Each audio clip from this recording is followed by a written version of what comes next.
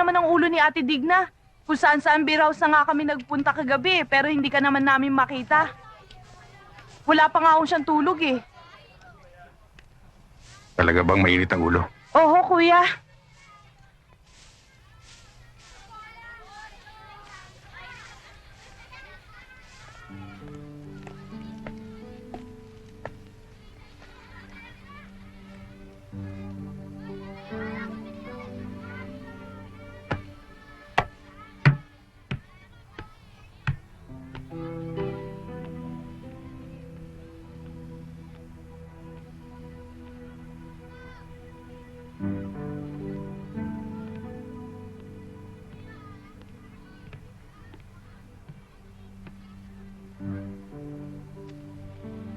Pasensya ka na muna sa akin, Digna. Alam ko na sunod-sunod na ang pag-uwi ko sa ganitong oras. May nangyari nga kagabi, nalaban sa kalooban ko. Amo, Digna, at kakausapin ko sila kay para madistina ako sa ibang lugar.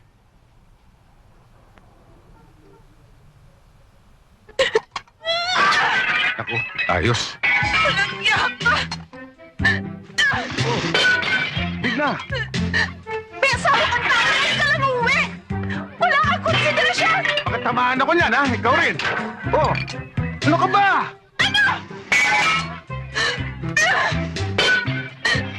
Uwi ka pa! Oh, Digna! Bibili na naman tayo ng mga plato niyan, eh.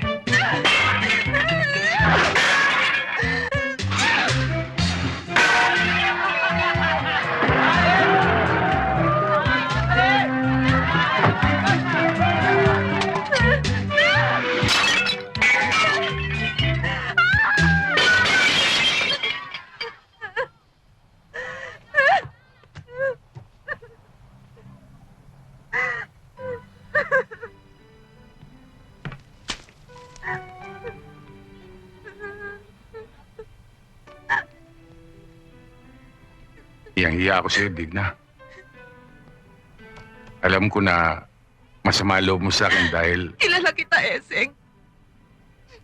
Alam ko ang kalokohan mo. Nung minsan, nahuli kita sa beer house. May ka-table kang babae.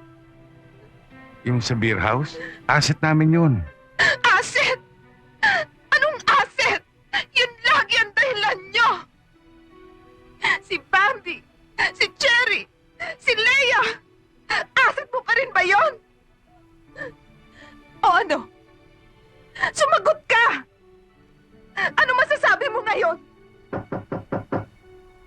Walang galang na ho, Tinyente.